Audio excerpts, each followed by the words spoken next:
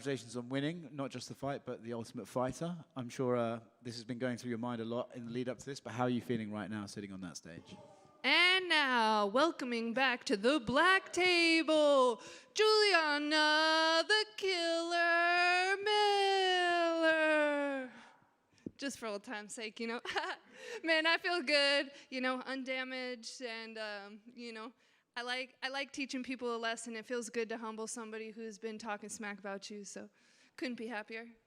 Speaking of the talking smack, were you kind of surprised at her intensity at the weigh-ins yesterday, and she was sort of a bit pissed off, I guess? Yeah, absolutely. I've never had somebody huffing and puffing in my face or really screaming at me like that, but it really just showed me how scared she was, because the whole time I felt really calm and composed and collected, and normally I'm the crazy one, so seeing that from a school teacher, I'm like, damn, is this what the Guam school districts be like? Because holy crap.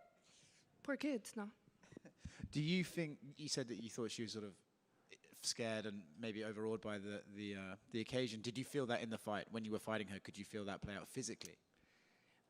Yeah, especially near the end of the third round. She was holding on to my arms for dear life, and she put her mouth up to my ear, and she started talking. She's like, you ain't gonna hit me again with those elbows. And I'm like, girl, do you not feel your eye? Because it's pretty poofy right now.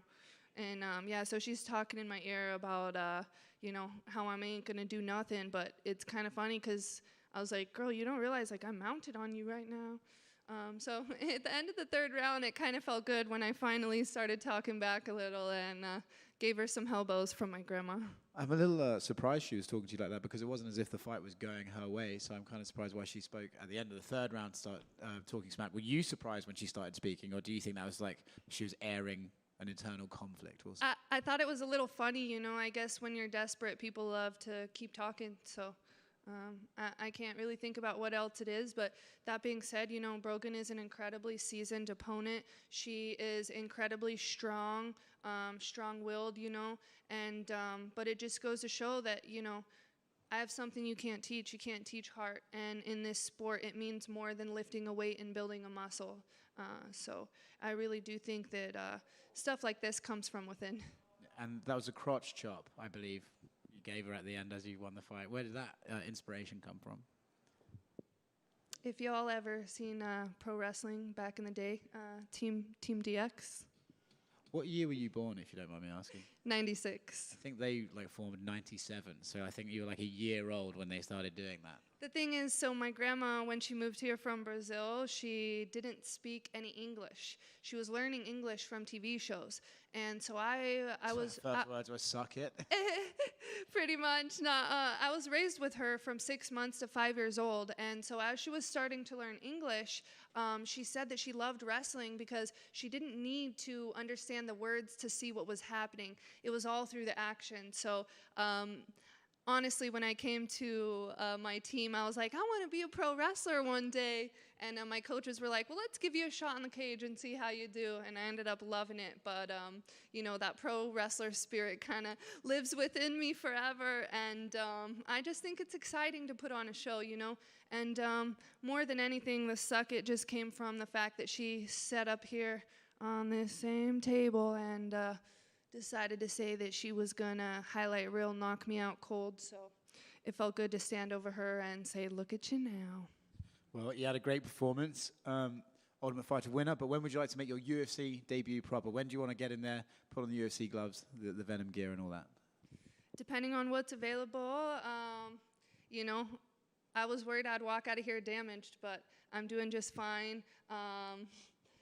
I was going to say San Diego, but my coaches will be cornering my teammate Alimale McFarlane in her Bellator fight. So really, it just depends on what's possible. But I think for now, I want to go eat some cookies, enjoy myself, and hopefully have a few options getting back in the cage. But I am uninjured, so really, you know, as long as I have a little time to prepare with my incredible team and coaches, I'm hyped and ready to be back at it. Congratulations. Thank you so much. Hey, Juju. Just talk about like the emotions you're feeling right now. You went through the Ultimate Fighter, which is it's just tough. It's tough. All the drama, all the bullshit. You get out, you win your fight. You're a UFC fighter. How are you feeling? The name says it all in the tough, you know. It really is an emotional roller coaster in there. But I feel great, and it's kind of hard to be so excited because I've seen this a long time ago. My coaches, Bill Crawford, Manolo Hernandez, and Richie Martinez, they've believed in me from the get-go, and we knew we were going to come out with the win today. And really, when you put in the right work with people that believe in you, nothing can stop you. So I was in the back, and I'm telling them, I'm like, I don't feel scared or worried. And it was almost worrying me that I didn't feel worried, but I knew I had done the preparation. So I am so grateful and excited to be here, but I knew this was going to happen. So it kind of just feels like I'm finally on the path that I knew I belong on. Some fighters get in the UFC and they're kind of like learning on the job because they've only had a few professional fights. Like, are you worried at all that like you're in the UFC with such low professional fights, or I mean, is it just like you're meant to be here? If I'm being completely honest, yeah, I'm kind of terrified. A lot of people had the opportunity to start slow and build up their fights, in lower levels. And a lot of girls come in here 5, 6, 7-0, and I'm not. I'm now 3-1. I know it said I was 3-1 on my way out there, but actually on my professional paper it's 2-1. Now I've earned my 3-1. So it is a little nerve-wracking, but to be quite honest with you, the fans, more than your record, they care about your showmanship and your personality. So I know as long as I step in that cage and I put on a show, I ain't going nowhere. So, it is a little nerve-wracking, but I'm happy to finally have a platform to speak my voice. And, love me or hate me, there's been a lot of eyes. And then finally for me, who gave you Killer as your nickname? So I wish I could. Can I bring him up here for a second? Sure. Come on up here, Mr. Manolo Hernandez. On his way to the black table, the Hurricane, Manolo Hernandez. Guys, this is my coach, Manny. The second I walked in the gym, it was pretty crazy. He heard about some legal trouble I was in, and he said, hey, did you really try to do that to that guy? And I said, absolutely, and I would try to kill him again. He said, oh, well, you're going to be a world champion, and your name is now the Attempted Killer Miller. And as I went pro, people kept asking me, well, who'd you try to kill? And I was like, F that person. So now I'm just a killer, and all that is history. Thank you for that, and congratulations. Thank you. I know the moment is just sort of finished. You just got the trophy. But when you look back on this whole experience, getting in the house and everything you went through, what do you think you're going to reflect the best upon? What was the best moments or the best outcome that you took from it? Is it just getting the trophy, or did you learn something about yourself in this whole process? One of my biggest learnings are who I can be once I'm focused. Pre-Ultimate Fighter, I was side hustling 4 different jobs. Every time I'd get a good job, I'd have to quit because I couldn't make training. I would bartend, but then I would get off at 3 a.m., try to make 8 a.m. strength and conditioning. I was falling asleep in classes, and I couldn't function properly, so I quit that job, got another side job, quit that job. I was doing whatever it takes. However, when you're fully focused, man, you can become such an incredible athlete. In Ultimate Fighter, I had no jobs. I wasn't worried about my family. All I had to worry about was training, recovering, and fighting. And I'd like to say a huge thank you to all my sponsors and everybody who supported me on this fight journey, because once I left Tough House, I told my coaches, I know this sounds rough, but I'm quitting all my jobs. All I'm doing is training and fighting, and I'm going to focus. The thing that I learned best is the woman I can be when I'm fully focused. And, man, it's crazy because I'm learning so much about myself every second. And that is a great thing about being fresh in this sport, as I improve tremendously every time I'm in that octagon. I guess with that, if you've quit all the other jobs and your focus now is completely on fighting, is there kind of a tough balance? Because you want to fight because that's where you're getting your income, but you also... do you want to take the time and kind of slow roll it and make sure that you're picking the right fights at the same time? Well, fortunately, I talked to Mr. Bossman. We were promised bonuses on the season, and so I know I have a bonus coming my way. With that, I'm going to use it incredibly intelligently to really prep for the future. I am uninjured, but like my coaches said, we're going to choose some smart fights and stick my toes in the water instead of jumping in head first like I like to as a wild card. But, I really think that we're going to take it step by step. And now that I've shown who and what I can be, I know that the sponsorships will be there. And from here on out, I'm a killer, and I'm here to fight. And I'm really excited to show the world some blood. Who do you, in your head, when you say your announcement there, are you imitating, is that a little Buffer, or do you envision Buffer, and what's it going to feel like having Buffer call your name the first time after the tough when you go out there and fight? How's that going to feel?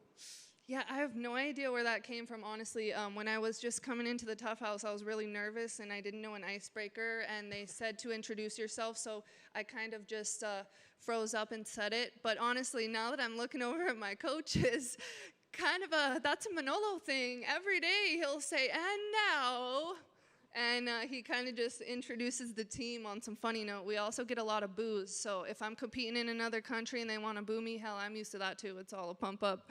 But it'll be really incredible to hear Bruce Buffer announce, but it's just kind of fun. Hey, maybe I have an announcer in my career. I don't think we've seen any female announcers, but damn, do I got a good voice.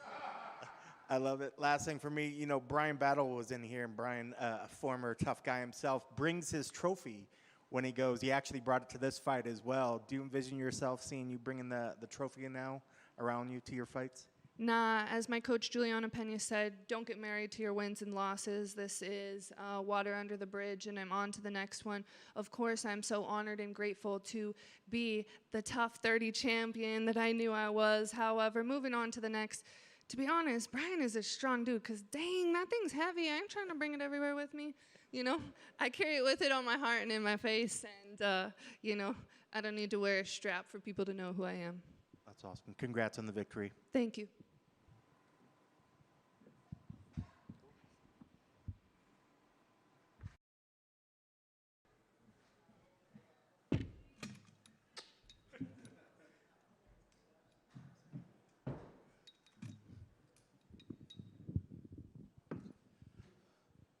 Well, man, I'm sure this is a moment that you've been thinking about, dreaming about, perhaps. How good does it feel to actually be sitting up there as the Ultimate Fighting Champion? It feels incredible. It feels like it's the start of my journey. It's day one, So this is my first day on the job in the UFC. Now I can put the UFC stuff on and feel accomplished. And yeah.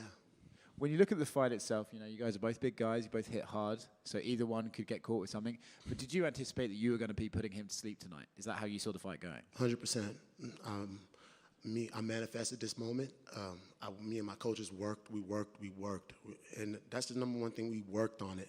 We worked on putting him away, because he knows that I have power, but he's never really felt my power. He's only felt me at training. Training is, you're not trying to knock nobody out in training. But when you get in that octagon, you're trying to put somebody's lights out, and that's what I did. It's actually funny, coincidentally, I remember when your brother fought Gilbert and they had trained together, I asked Kamaru this. Was there anything that you were in the fight and you're like, oh yeah, this happened in training that one time? Was there anything that felt familiar to you? Not at all. The only thing that feels familiar is he knows that I'm a big, strong guy, and he's gonna do a lot of jittery movements and try to come in and out as fast as he can, because he doesn't want to stay in there too much, because he doesn't want to feel the power. So I knew that was going to happen. It was a lovely check left hook that finished it. Is that one of your preferred punches, or is that just one that happened to land, or was?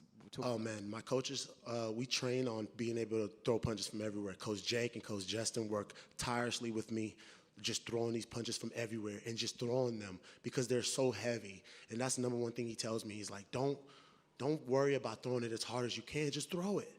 And that's what I just threw it, and it just landed. Because it's heavy, because it's coming out of your hand already, and it's coming through the ground. You have all this power and all this energy. You don't have to throw hard. Just throw. And that was it. I just touched him, and the rest is history. I mean, the follow-ups were pretty heavy. I don't know, you threw some into those. Was it cool getting a knockout in front of Deontay Wilder? Oh, man, it was. I didn't even notice him. He was there. He was there? Yeah, he was there. Awesome. Yeah, man, knockout king. So we made it happen. That's awesome. Where do you go from here, man? Like you said, you're starting your job. You're starting at the UFC. When you see yourself entering the promotion, where do you see yourself? At what level do you see yourself? When would you like to fight? Talk us to your debut. Man, at the end of the day, where I go from here is back to Genesis Training Academy, back to training with Peter Schwab, and back to training with Justin Houghton at Pound for Pound, and just getting better.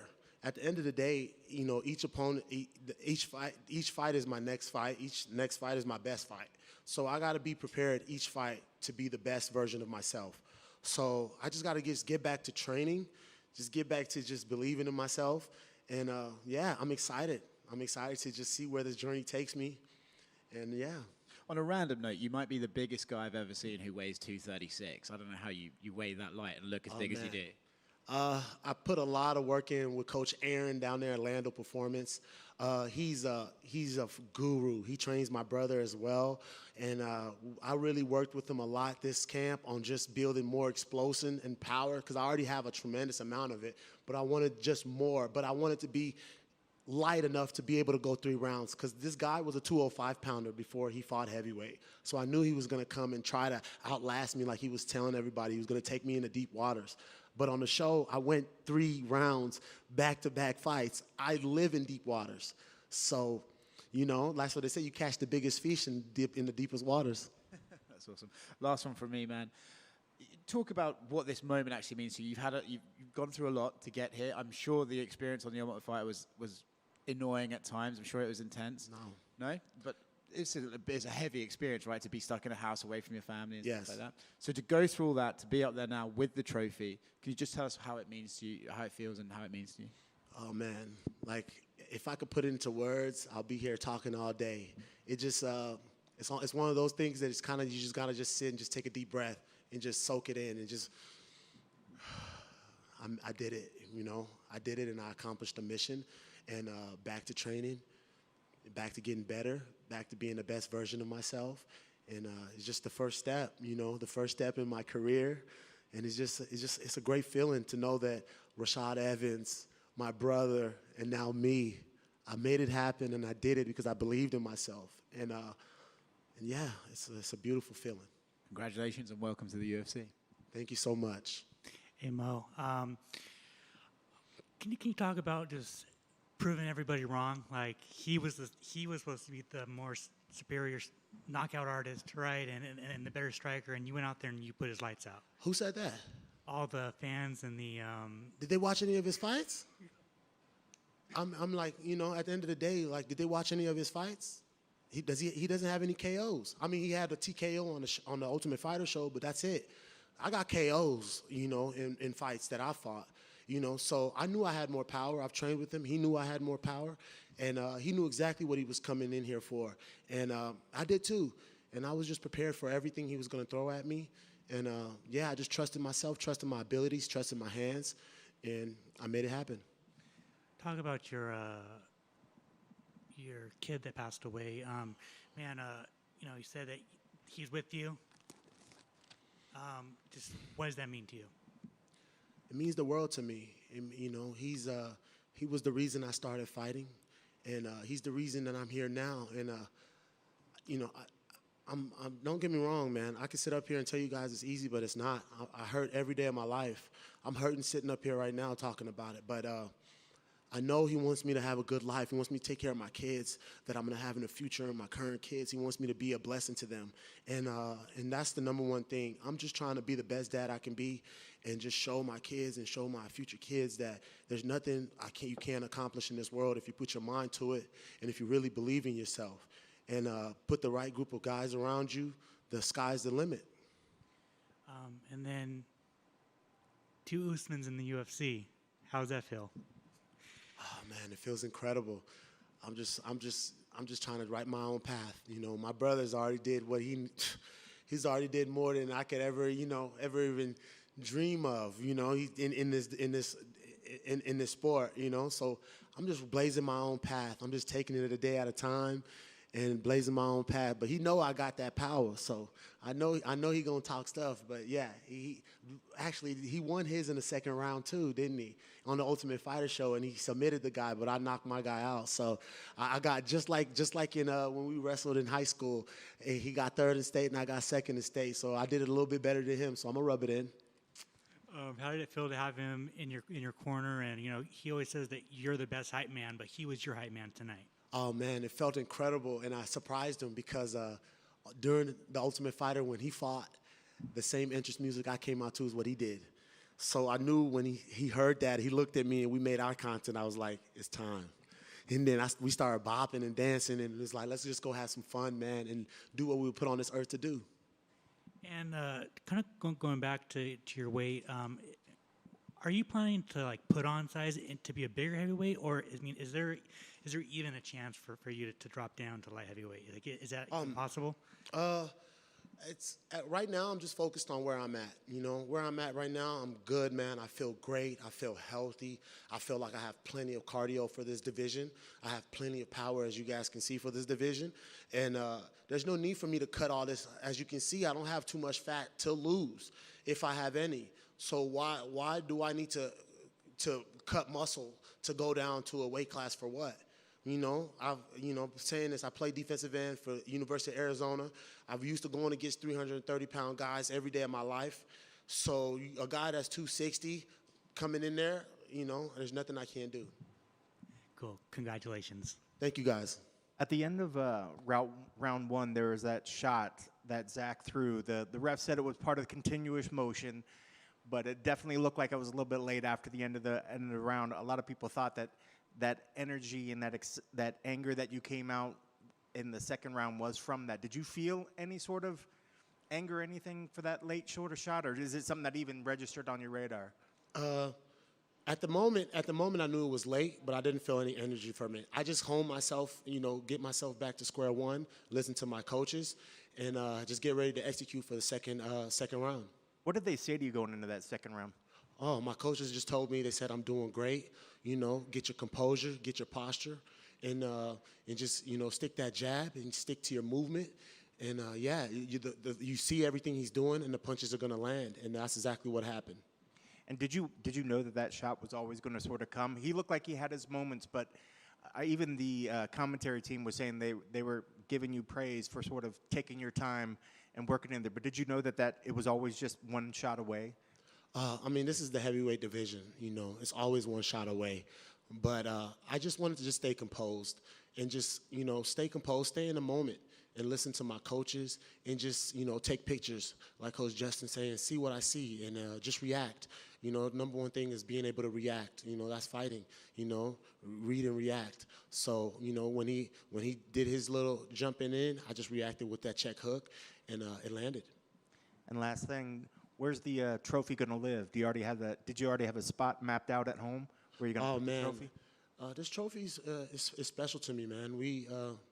I'm actually going to put it in the gym. You know, it's the start of this journey with my coaches, with everything we've been building. And I just see this trophy just, you know, sitting in the gym, because that's where you put the work in to even be up here and have this trophy. There's no need for it to sit in the house. I'm going to put it in the gym, because every time I come in there, I know this is where I have to put work in to be able to get something like this. So that's my goals, and I'm just ready to get to work. That's incredible. Congrats on the victory. Thank you so much. Emma, one more. You mentioned in the media day a few days ago about how you might have, you and your brother, you know, obviously that's your older brother, but you got to come out here and win. And you won in such a decisive fashion. Do you feel that you put those doubts to rest, like, you know, basically proving the haters wrong, that you were able to come out here and get a win in such a decisive fashion? I've gotten to a point now that I've blocked it out. Ever since I started fighting, there's been haters, there's been doubts. I just focus on myself, focus on my coaches, focus on my training, and leave the rest to history. If I come out here and beat a guy 3 rounds, good. If I come out here and knock a guy out, good. You know, I just focused on just getting the job done, and that's the number one thing. I block out all the noise, because half of those people could never even step in the octagon or even come in this energy in this area. So I just block out the noise and just focus on what I can control, which is myself. And how are you feeling physically after this fight? And are you already thinking about where that next fight might come? I feel incredible. I feel motivated. I'm just ready to just get back to work, you know, because I feel like there's a lot of things I could tighten up in that fight, and just in my posture and the way that I move, just the way I keep my hands. There's a lot of things that I need to tighten up, and I just want to get back to training and clean up all my mistakes. All right, thank you. Congrats on the win. Thank you.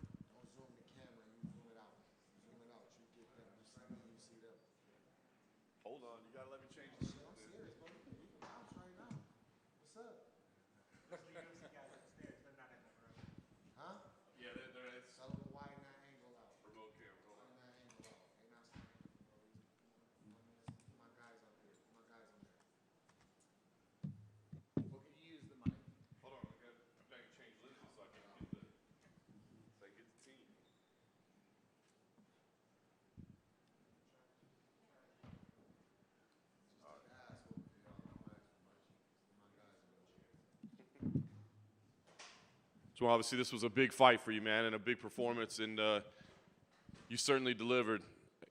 Talk to me about how you're feeling right now after a big victory like that for you and your team.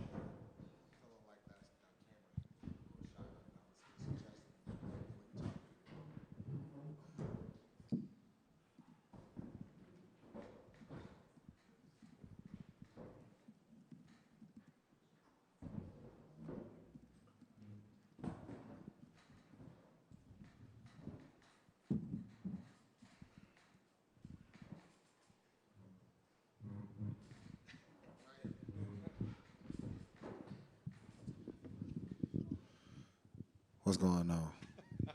Well, now that we've got everybody in the picture, Jamal, obviously this was a big win for you and your team.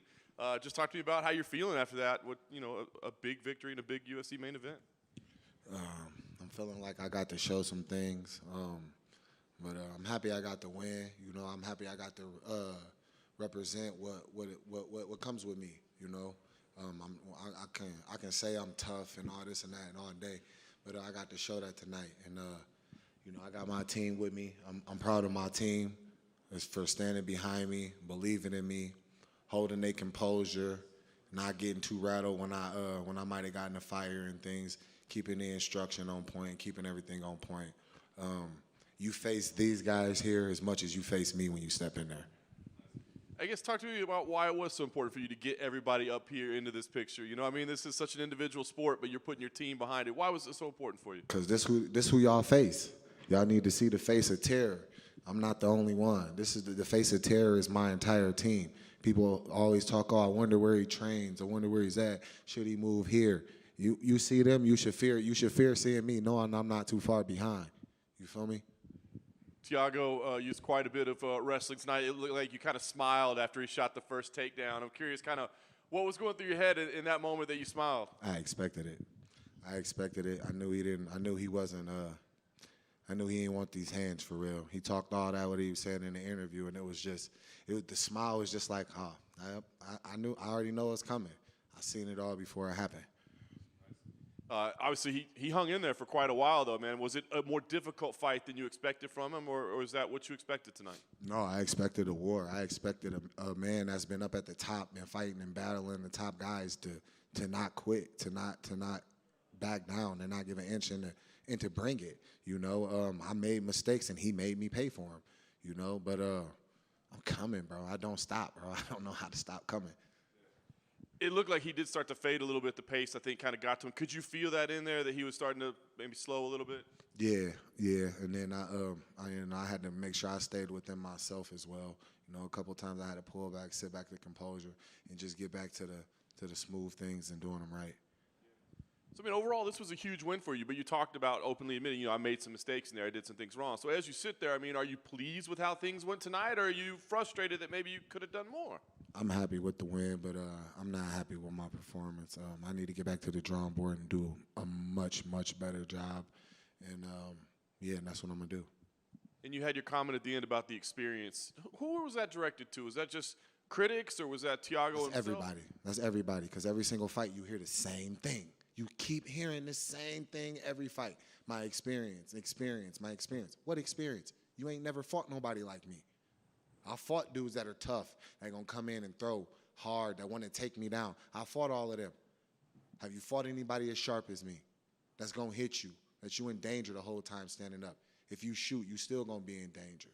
You know what I mean? And I'm not going to stop. You gotta work. That's what come with me. How many of y'all have experienced that? No matter what the situation, I'm going to work. He grabbed my back. He got on my back. I work. He got me down. I work. He grabbed me. I work. We clinch. I work. We standing. I'm working. Last thing for me, this was a big fight. You're going to have an even bigger fight next. You're certainly up at the top of the division, a legitimate contender now. So are there any of the matchups that are most intriguing to you right now out of those top names in the division? Everybody interests me up at the top, but I want the shot at Yuri. I've been calling for Yuri for about 2 years now. I want him. I don't care if he's a champion. I got twice as many wins as he does in this organization. You know what I mean? So I want him. If I can't get him, give me the man that used to sit on the throne.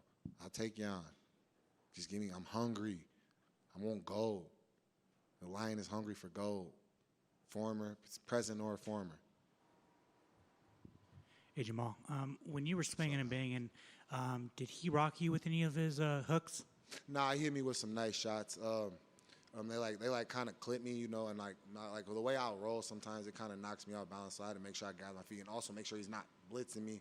You know what I mean? With another one, he landed some. He had some timing on some nice shots, but other than a couple, nothing really landed too flush. Nothing really had me hurt. Like, oh my God, I need to. You know what I'm saying? Nothing. You see, Did I take any steps backwards? See what I'm saying? How does it feel that you're going to crack the top 6 on Tuesday? All right. I feels good, man. That's what I've been waiting for. You know, I've been trying to get up to the top of this game and be one of those guys in this game for a minute. And on the way. And then finally, what was up with all the body shaming this week? I don't know, man. I think Sweet Dreams got an amazing physique. As you can tell by my amazing physique, I'm a specimen. Congratulations. Right. Thiago started going for a lot of takedowns towards the end of the rounds. Do you feel that was part of his game plan? Or do you think it was the damage up top that you guys were doing when you were standing that he started to go more that route? That was 1,000% his game plan. I knew it was going to be his game plan from the beginning. That's why I called it out earlier this week. I said he was going to shoot.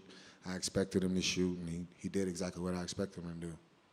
That being said, when you had him a couple times, you dropped some serious knees on him. Mm-hmm. He wasn't touching the mat, so everything was legal. Mm-hmm. Did you feel that damage that you did from the knees up against then is eventually what set up the end of the fight? I think it helped. I think everything I did building up to then, which was stand on him, the constant pressure, making him turn, making him go back. I think it all was a combination of that. And when there were those moments where you guys just kind of stood toe-to-toe and were just throwing, I know most people would probably say, man, let's get out of there. But those are the moments that it seemed like you were happiest. And did you like those moments? And did you hope for more of those moments to actually happen? Or is it kind of like you have to temper it because you don't want to get carried away and get caught? But did you like those moments when those moments took place? Yeah, I said we was going to get in the phone booth, didn't I? Didn't I? I told y'all we was going to get in the phone booth. So we got up in that motherfucker, and you see what happened. Congrats on the victory. The jacket's sharp, by the way. I Thank like you, it. brother. Looking I appreciate good. it. Yeah, Jamal, you mentioned going to the drawing board after this fight. Was it just you weren't overall impressed with your performance in this fight, or did you get away from the game plan? What is it about that you need to go back to the drawing board after this fight? Just need to improve. I always look to improve. I always need to get better, always. So even if it's the smallest thing, or even if, it could be something really small and stupid, I still need to improve on it. Is there anything in this fight that you can tell us that you just didn't like about it, even though you got the win? Be a little bit more patient, making sure I don't get drawn into that firefight. I got that dog in me sometimes, so I can't get drawn into it. But just stay disciplined. Stay disciplined. All right, and it's been said before, but earlier you just had the whole team. You had to sit down. You want the whole team in the shot. So how much does the team mean to you to get you to the point where you are today? My team is everything, And whenever you see me, they right here like they are. They behind me. Every time I step forward, this is the image you need to have in your head because they always behind me. We come as one. All right, congrats on the win. Thank you. Jamal, just a quick one. I don't know if you know this, but you actually did get fight of the night, so you must have got a bonus. Oh, that's dope. Thought I'd share that with you. Thank you.